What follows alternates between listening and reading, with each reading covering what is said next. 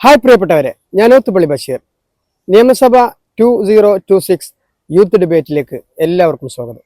ഇന്നെൻ്റെ കൂടെയുള്ളത് യൂത്ത് കോൺഗ്രസിൻ്റെ കാളികാവിലെ നേതാവും കാളികാവ് പഞ്ചായത്ത് പുളിയങ്കല്ല് മെമ്പറുമായ ജിംഷാദാണ്. സ്വാഗതം ജിംഷാദ്. ഓക്കെ.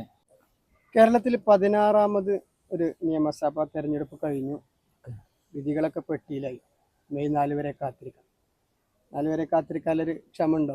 ക്ഷമ എന്ന് വെച്ചാല് ക്ഷമ തീരെ കുറച്ച് കുറവ് തന്നെയാണ്. എന്നിരുന്നാലും നമ്മളെന്ന് വെച്ചാല് വൻ ഭൂരിപക്ഷത്തോടു കൂടി UDF വരുമെന്നുള്ള ആ ഒരു ശുഭപ്രതീക്ഷയിലാണ് ഓരോ ദിവസവും തള്ളി നീക്കിക്കൊണ്ടിരിക്കുന്നത്. ഏതെങ്കിലും ഈ മണ്ഡലത്തിൽ ഇൻചാർജ് ഉണ്ടായിരുന്നോ? അതെ അതെ, തീർച്ചയായിട്ടും ഉണ്ടായിരുന്നു. ഈ മണ്ഡലത്തിൽ ഉണ്ടായിരുന്നു. ഈ മണ്ഡലത്തിൽ ഇപ്പൊ എല്ലാവരും പറയുന്നത് ഭൂരിപക്ഷം വളരെ കുറയും. പല വിവാദങ്ങളാണ്, പ്രത്യേകിച്ച് വാണിയമ്പലം റെയിൽവേ ഗേറ്റ്. ജിംഷാദിന്റെ കാഴ്ചപ്പാടിൽ ഈ തെരഞ്ഞെടുപ്പിൽ അനിൽകുമാറിന്റെ ഭൂരിപക്ഷം എങ്ങനെ വരുന്നില്ലതാണ്? ഞാൻ വളരെ കൃത്യമായും വളരെ ദീർഘവീക്ഷണത്തോടു കൂടിയും വണ്ടൂർ മണ്ഡലത്തെക്കുറിച്ച് പഠിച്ച ഒരാൾ എന്നുള്ള നിലക്ക് പറയാം.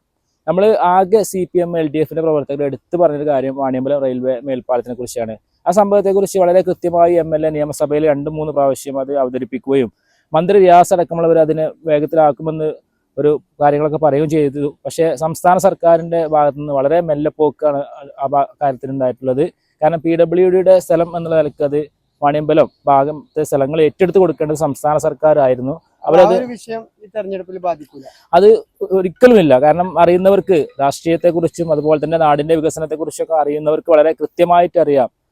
LDF സർക്കാരിന്റെ ഒരു മെല്ലെപ്പോക്കാണ് വാണിയമ്പലം റെയിൽവേ മേൽപ്പാലം ഇത്രയും വൈകാനുള്ള ഒരു കാരണം ഉണ്ടായിട്ടുള്ളത്. MLA എന്നുള്ള നിലക്ക് അദ്ദേഹത്തിന്റെ വളരെ കഠിന പ്രയത്നത്തിലൂടെ തന്നെ പല കാര്യങ്ങളും ചെയ്തു. പ്രിയപ്പെട്ട രാഹുൽ ഗാന്ധി MP ആയിരിക്കും അദ്ദേഹത്തിനെ കൊണ്ട് 2021 21 കോടി രൂപയോളം മേൽപ്പാലത്തിന് വേണ്ടി ഫണ്ട് അനുവദിക്കുകയും ചെയ്തിട്ടുണ്ടായിരുന്നു. ജില്ലയിൽ UDF ഒരു വേരോട്ടമുള്ള മേഖല. അതെ, തീർച്ചയായിട്ടും. VS ജോയ് കഴിഞ്ഞ തെരഞ്ഞെടുപ്പിൽ ബാപ്പുട്ടി വന്നു. VS ജോയ് അവിടെ ചെറിയൊരു ഒഴിഞ്ഞു കൊടുത്തു. അത് കേരളത്തിലൊരു രാഷ്ട്രീയക്കാരൻ നിലക്ക് വളരെ മാതൃകാപരമായൊരു അദ്ദേഹത്തിന്റെ അന്നത്തെ മറുപടിയും കാര്യങ്ങളും. അന്ന് അദ്ദേഹം എടുത്തൊരു പ്രസ്താവന ഉണ്ട്, 1000 തെരഞ്ഞെടുപ്പിൽ രംഗത്ത് നിന്ന് മാറ്റി നിർത്തിയാലും ഒരു അരവാക്ക് കൊണ്ടോ ഒരു നോക്കുകൊണ്ടോ പോലും പാർട്ടിയെ വേദനിപ്പിക്കില്ല എന്നുള്ളത്. അതുകൊണ്ട് തന്നെ അദ്ദേഹത്തിന് ഇപ്രാവശ്യം തവനൂർ സീറ്റ് അദ്ദേഹത്തിന് കൊടുത്തു. അവിടെ അദ്ദേഹത്തിന്റെ സൗമ്യപരമായ ഇടപെടലുകൾ, അദ്ദേഹത്തിന്റെ വികസന കാഴ്ചപ്പാടുകളൊക്കെ തവനൂരിൽ അദ്ദേഹത്തിന് മുതൽ കൂട്ടാവും. അത്ര ഒരു വലിയ നേതാവായിട്ടും ഇപ്പോ ജില്ലാ കോൺഗ്രസിന്റെ പ്രസിഡന്റാണ്. അതെ അതെ. എന്നിട്ടൊരു ടൈറ്റ് മത്സരത്തിന് അല്ലെങ്കിൽ ഒരു ടൈറ്റ് സീറ്റിലാണ് VS ജോയിനെ കൊണ്ടുപോയത്. അദ്ദേഹത്തെ പോലുള്ള ഒരു നേതാവിനെ കുറിച്ച് പറയുകയാണെങ്കിൽ പ്രിയപ്പെട്ട ഷാഫി പറമ്പിലിനെ കുറിച്ച് പറയുന്ന പോലെ തന്നെ ജനങ്ങളോട് ഏറ്റവും കൂടുതൽ എവിടെ അദ്ദേഹത്തെ കൊണ്ടു നിർത്തിയാലും ഇടപെടലുകളും കാര്യങ്ങളും അതുപോലെ തന്നെ എല്ലാ മെമ്പർമാരെയും ഒരുപോലെ കാണുന്ന ഒരു കാഴ്ചപ്പാടുള്ള നേതാവാണ് VS ജോയ്. അദ്ദേഹത്തിന് കേരളത്തിലെ 140 മണ്ഡലങ്ങളിൽ എവിടെ അദ്ദേഹത്തെ നിർത്തിയാലും അദ്ദേഹം അവിടെ വിജയിക്കും എന്നുള്ള കാര്യത്തിൽ യാതൊരു സംശയമില്ല. അതെ അതെ, സെക്കൻഡ് ഷാഫി പറമ്പിലാണ്. അതെ, യൂത്ത് ഐക്കണുകളില്ല. അതെ അതെ. അദ്ദേഹത്തെ കുറിച്ച് എടുത്തു പറയുകയാണെങ്കിൽ നമ്മുടെ ജില്ലയിൽ ഏറ്റവും കൂടുതൽ പാർട്ടി പ്രവർത്തനങ്ങളിലേക്ക് കോൺഗ്രസിലേക്ക് അദ്ദേഹം ഒരുപാട് ആളുകളെ കുടുംബങ്ങളടക്കം അദ്ദേഹം ഉയർത്തിക്കൊണ്ടുവന്നിട്ടുണ്ട്. പാർട്ടിയിലേക്ക് മാലയിട്ട് സ്വീകരിച്ചു കൊണ്ടുവന്നിട്ടുണ്ട്. അതൊക്കെ അദ്ദേഹത്തിന്റെ പ്രവർത്തനങ്ങളും അദ്ദേഹത്തിന്റെ ശൈലിയും കണ്ടിട്ട് ജനങ്ങൾ ഒഴുകുകയാണ് ശരിക്കും പറഞ്ഞാൽ മലപ്പുറം ജില്ലയിലേക്ക് പാർട്ടിയിലേക്ക്. VS ജോയ് എത്ര ഭൂരിപക്ഷത്തിൽ ജയിക്കും? ഏറ്റവും ശക്തനായ ഒരു എതിരാളിയാണ്. അതെ അതെ. എല്ലാവരും ഉറ്റുനോക്കുന്ന ഒരു മണ്ഡലം കൂടി, റിസൾട്ട് അറിയുന്നതിൽ ഉറ്റുനോക്കുന്ന ഒരു മണ്ഡലം കൂടിയാണ്. VS ജോയ് നമ്മളെ കാഴ്ചപ്പാടിൽ ഒരു 12,000 അല്ലെങ്കിൽ 15,000 ഉള്ളിൽ ഭൂരിപക്ഷത്തോടു കൂടി അദ്ദേഹം അവിടെ വിജയിക്കുമെന്നുള്ളത് 100% തീർച്ചയാണ്. ബേപ്പൂരിനെ കുറിച്ച് എന്ത് പറയുന്നു അൻവർ? ബേപ്പൂരിനെ കുറിച്ചും അതുപോലെ തന്നെ നമ്മുടെ പ്രിയപ്പെട്ട അൻവർ, നമ്മളൊക്കെ അന്ന് LDF-ലായിരിക്കുമ്പോൾ അദ്ദേഹത്തിന്റെ പല പ്രവർത്തനങ്ങൾ നോക്കി കാണുന്ന കൂട്ടത്തിൽ അദ്ദേഹം നിലപാട് എടുക്കുന്നതിൽ വളരെ കാര്യക്ഷമമായി പ്രവർത്തിക്കുന്ന കർക്കശക്കാരനാണ്. ആ നിലപാട് ഇന്നും അദ്ദേഹം സ്വീകരിക്കുന്നുണ്ട്. അദ്ദേഹത്തിനോടൊപ്പം ഇടതുപക്ഷത്തിന്റെ ആളുകളും അദ്ദേഹത്തിന് വോട്ട് ചെയ്യും. അതുപോലെ തന്നെ വലതുപക്ഷത്തുള്ള UDF-ന്റെ ഒരുപാട് സമ്മതരായ ആളുകളൊക്കെ അദ്ദേഹത്തോടൊപ്പം വോട്ട് ചെയ്ത് വിജയിപ്പിക്കും എന്നുള്ള കാര്യത്തിൽ സംശയമൊന്നുമില്ല. ഇപ്പോ ഈ ഒരു തെരഞ്ഞെടുപ്പിൽ ഏറ്റവും ഒരു റിസൾട്ട് അറിയാൻ ആകാംക്ഷയോടെ കാത്തിരിക്കുന്ന ഒരു മണ്ഡലം ഉണ്ടാവും. അതെ അതെ. പാലക്കാടാണ്. തീർച്ചയായിട്ടും പാലക്കാട് ഉണ്ട്. പാലക്കാട് അദ്ദേഹം നമുക്കറിയാം പിഷാരടി വളരെ പെട്ടെന്ന് തന്നെ ആ മണ്ഡലത്തിലെ ആളുകളുമായിട്ടൊക്കെ ഇടപഴകി അദ്ദേഹം അവിടെ ഒരു പിടിച്ചടക്കി. എല്ലാ മേഖലകളിലും അദ്ദേഹം ഒരുപാട് ആളുകളെ കൂട്ടമായൊക്കെ ചെന്ന് വോട്ട് അഭ്യർത്ഥിക്കുന്ന കാഴ്ചയൊക്കെ നമ്മൾ കണ്ടു. അദ്ദേഹത്തിന്റെ കൂടെ ഒരു ഓളം പ്രത്യേകിച്ച് പാലക്കാട് ജില്ലയിലൊക്കെ ഉണ്ടാക്കാൻ കഴിഞ്ഞു. പാലക്കാട് പിടിച്ചടക്കാൻ വേണ്ടിയിട്ട് ഒരു കോൺഗ്രസ് നേതാവ്, ഒരു സജീവമായിട്ട് രാഷ്ട്രീയത്തിൽ ഇല്ലാത്തൊരു കോൺഗ്രസ് നേതാവിനാണ് അവിടെ ഒരു പരീക്ഷ. അതെ, തീർച്ചയായിട്ടും. അദ്ദേഹം പിഷാരടിയെ കുറിച്ച് പറയുകയാണെങ്കിൽ അദ്ദേഹം പാർട്ടി ഒന്നുമല്ലാതിരുന്ന കാലത്ത് കഴിഞ്ഞ 10 വർഷം നമുക്ക് ഭരണം കേരളത്തിലും ഇല്ല കേന്ദ്രത്തിലും ഇല്ലാതിരുന്ന സമയത്ത് പോലും അദ്ദേഹം പാർട്ടിയെ ചേർത്ത് പിടിച്ച് എല്ലാ പരിപാടികളിലും സജീവമായി ഇടപെട്ടിരുന്ന ഒരാളാണ് പിഷാരടി. അദ്ദേഹത്തെ പോലുള്ള ഒരാളെ പാലക്കാട് നിർത്തുമ്പോൾ കൃത്യമായിട്ട് പാർട്ടിക്ക് നേതൃത്വത്തിനൊക്കെ അറിവുണ്ട്. പാലക്കാട് അദ്ദേഹം വിജയിക്കുമെന്നുള്ള ഒരു കാഴ്ചപ്പാട് പാർട്ടിക്കുണ്ട്. രാഹുൽ മാങ്കൂട്ടത്തിന്റെ ഒരു ഭൂരിപക്ഷം അല്ലെങ്കിൽ രാഹുൽ മാങ്കൂട്ടത്തിന്റെ ഒരു വിവാദ വിഷയം അത് പാലക്കാടിനെ ഈ വർഷം എങ്ങനെ ബാധിക്കും? ഒരിക്കലുമില്ല. പ്രിയപ്പെട്ട രാഹുൽ മാങ്കൂട്ടത്തില് നമുക്ക് എല്ലാവർക്കും വേണ്ടപ്പെട്ട ഒരാളായിരുന്നു. ഇപ്പോൾ അദ്ദേഹം പാർട്ടിക്ക് പുറത്താണെങ്കിലും അദ്ദേഹത്തിന്റെ സോഷ്യൽ മീഡിയയിലൂടെ സജീവമാണ്. അദ്ദേഹത്തിന്റെ ഒക്കെ കഴിഞ്ഞ പ്രാവശ്യം ഉണ്ടായ പ്രസ്താവനയൊക്കെ വളരെയധികം 2 മില്യൺ ആളുകളൊക്കെയാണ് കാണുകയുണ്ടായത്. അദ്ദേഹം ചെയ്യുന്ന പ്രവർത്തനങ്ങളും അതുപോലെ ചെയ്യുന്ന കാര്യങ്ങളൊക്കെ അദ്ദേഹം കൃത്യമായി സോഷ്യൽ മീഡിയയിൽ, അതുപോലെ തന്നെ ഈ ദുർഭരണത്തിനെതിരെ LDFന്റെ ദുർഭരണത്തിനെതിരെയുള്ള പ്രസ്താവന അദ്ദേഹം ഇറക്കി. അതൊക്കെ 2 മില്യൺ ആളുകൾ സോഷ്യൽ മീഡിയയിൽ കണ്ടു. അതിനെതിരെയുള്ള വിലയിരുത്തലും കൂടിയാവും ഈ ഒരു തെരഞ്ഞെടുപ്പ്. എല്ലാവരും ഉറ്റുനോക്കുന്നത് ആരായിരിക്കും കോൺഗ്രസിന്റെ അല്ലെങ്കിൽ UDFന്റെ മുഖ്യമന്ത്രി? തീർച്ചയായിട്ടും കേരളത്തിലുള്ള ഓരോ സാധാരണക്കാരായിട്ടുള്ള പ്രവർത്തകർക്കും ഒരാശങ്കയാണ്. കേരളത്തിൽ UDF വരികയാണെങ്കിൽ ആരായിരിക്കും മുഖ്യമന്ത്രി എന്നത്. പ്രത്യേകിച്ച് UDFനെ സംബന്ധിച്ചിടത്തോളം UDFിൽ മത്സരിച്ചതിൽ ഒരുപാട് നേതാക്കന്മാർ, അതുപോലെ തന്നെ പ്രഗത്ഭരായിട്ടുള്ള UDFന്റെ സമുന്നതരായിട്ടുള്ള എല്ലാവരും അംഗീകരിക്കപ്പെടുന്ന നേതാക്കന്മാരൊക്കെ മുഖ്യമന്ത്രി സ്ഥാനത്തിലേക്ക് ഏറ്റവും പരിഗണിക്കപ്പെടേണ്ട ആളുകളായിട്ടുണ്ട്.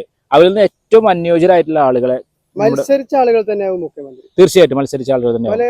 ചില സോഷ്യൽ മീഡിയ ആളുകൾ പറയുന്നുണ്ട്, സോഷ്യൽ മീഡിയയിലൂടെ പ്രചരിപ്പിക്കുന്നത് ഏറ്റവും വലിയ ഭൂരിപക്ഷത്തിൽ ജയിച്ച ഒരാളെ അസാധുവാക്കി വീണ്ടും ഇപ്പൊ മത്സരിക്കാത്ത KC വേണുഗോപാൽ മത്സരിച്ച് മുഖ്യമന്ത്രിയാവുന്നത്, അങ്ങനെയൊക്കെ നടക്കും. അങ്ങനെയുള്ള വിവാദ പരാമർശങ്ങളിലേക്കൊന്നും പോകേണ്ടതായിട്ടില്ല. കാരണം കേരളത്തിൽ നിന്ന് 140 നിയമസഭാ മണ്ഡലത്തിലേക്ക് മത്സരിച്ച UDFന്റെ നേതാക്കന്മാരിൽ ഏറ്റവും പ്രഗത്ഭരായിട്ടുള്ള ആളുകൾ തന്നെ ആയിരിക്കും ഏറ്റവും അനുയോജ്യരായിട്ടുള്ള ആളുകളെ AICC തീരുമാനപ്രകാരം MLA-മാരുടെ ഒക്കെ പരിഗണനയോടുകൂടി തന്നെ തീരുമാനിക്കുന്നത്. ശരിക്ക് കേരളത്തിന്റെ ഒരു പൊതുവായ കൾച്ചർ എന്ന് പറയുന്നത്, അല്ലെങ്കിൽ രാഷ്ട്രീയ ടൈം ടേബിൾ എന്ന് പറയുന്നത്, പ്രതിപക്ഷ നേതാവ് ആരാണ് അയാളാവും പിന്നെ ഭരണം മാറിയ മുഖ്യമന്ത്രി. അപ്പൊ VD സതീശൻ മുഖ്യമന്ത്രി ആവില്ല.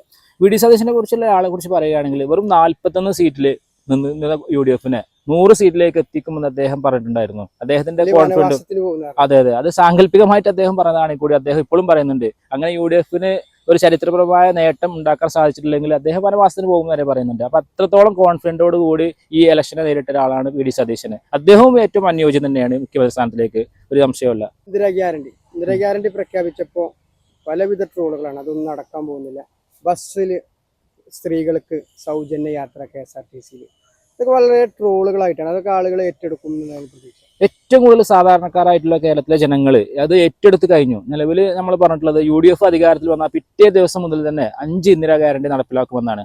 തെലങ്കാനയിലും രാജസ്ഥാനിലും ഒക്കെ കോൺഗ്രസ് ഭരിക്കുന്ന സംസ്ഥാനങ്ങളിലൊക്കെ അത് നടപ്പിലാക്കി, അത് വിജയിച്ചിട്ടുണ്ട്. അത് കേരളത്തിലും നടപ്പിലാക്കും. സാധാരണക്കാരായ ആളുകൾക്ക് ഏറ്റവും അനുയോജ്യമായ 5 ഗ്യാരണ്ടിയാണ് UDF ഗവൺമെന്റ് പ്രഖ്യാപിച്ചിട്ടുള്ളത്. കോൺഗ്രസിന്റെ ഒരു ടൈപ്പ് എന്ന് പറയുന്നത് എല്ലാ KSUവിന്റെ പ്രസിഡന്റിന് സീറ്റ് കൊടുക്കലുണ്ട്. ഷാഫി പറമ്പിൽ KSUവിന്റെ പ്രസിഡന്റായപ്പോൾ സീറ്റ് കൊടുത്തു. VS ജോയിക്ക് കൊടുത്തു പാലക്കാട് അല്ലേ?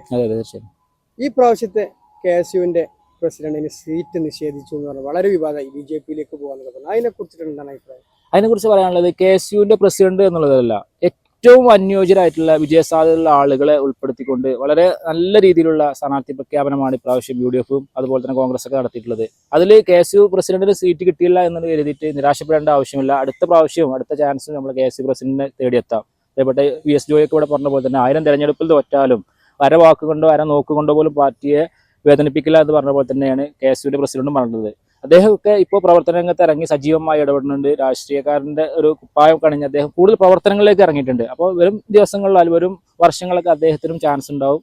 ആർക്കാവും കേരളത്തിലെ ഏറ്റവും വലിയ ഭൂരിപക്ഷത്തിൽ ജയിക്കാൻ പോകുന്ന ഒരു സ്ഥാനാർത്ഥിയാരാവും? ആദ്യം മലപ്പുറം ജില്ലയിലുള്ള നമ്മളെ K കുഞ്ഞാലിക്കുട്ടി, അദ്ദേഹത്തിന് തന്നെയാണ് കൂടുതൽ സാധ്യത. അദ്ദേഹം കോൺഗ്രസിലെ ആരാവാനാ ചാൻസ്? അനിൽകുമാർ വരും. തീർച്ചയായിട്ടും അനിൽകുമാറിനെ പോലുള്ള ആളുകളൊക്കെ അതിലേക്ക് വരും. കാരണം പ്രിയപ്പെട്ട അനിൽകുമാർ വണ്ടൂർ മണ്ഡലത്തിന് ചെയ്ത കാര്യങ്ങൾ 1106 കോടി രൂപയുടെ വികസന പ്രവർത്തനങ്ങളാണ് കിഫ്ബിയിലടക്കം അദ്ദേഹം ചെയ്ത് വണ്ടൂർ മണ്ഡലത്തിൽ ചെയ്തിട്ടുള്ളത്. അപ്പോൾ അദ്ദേഹത്തെ പോലുള്ള ആൾ കൂടുതൽ ഭൂരിപക്ഷത്തിൽ വരുമെന്നുള്ളത് ഒരു ദീർഘവീക്ഷണത്തോടു കൂടി കാണുന്ന നമുക്കൊക്കെ അറിയാം.